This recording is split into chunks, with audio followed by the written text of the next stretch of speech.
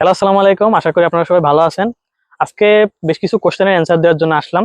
Recently বাংলাদেশে যে সকল আপনারা পলিটেকনিক স্টুডেন্ট আছেন, আপনাদের যে যৌক্তিক দাবিগুলো নিয়ে আপনারা আন্দোলন করতেছেন, এর প্রেক্ষাপটে বেশ কিছু জেনারেলের স্টুডেন্ট বা ইউনিভার্সিটির স্টুডেন্ট যারা, তারা অনেক ধরনের অনেক কথাবার্তা বলছে। একজন স্টুডেন্ট বলছে যে বাইরের দেশের যারা বাইরের দেশে বসবাস করে তারা ডিপ্লোমা কি এটা চিনেই না।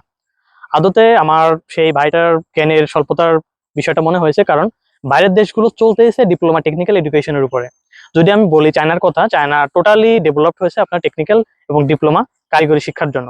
চায়না সকল ইউনিভার্সিটি কলেজগুলোতে টেকনিক্যাল সেকশন থাকে, এবং ইউনিভার্সিটি কলেজগুলোর নামই থাকে vocational technical university, vocational polytechnic institute. University কলেজগুলোর নামই থাকে এরকম।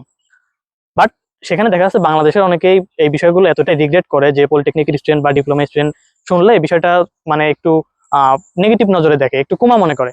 বাট আদতে যে তারাই যে দেশ গড়ার মেন কারিগর, বাংলাদেশের প্রায় 80% টেকনিক্যাল কাজগুলো তারাই যে করে থাকে, এটা তারা জানেই না।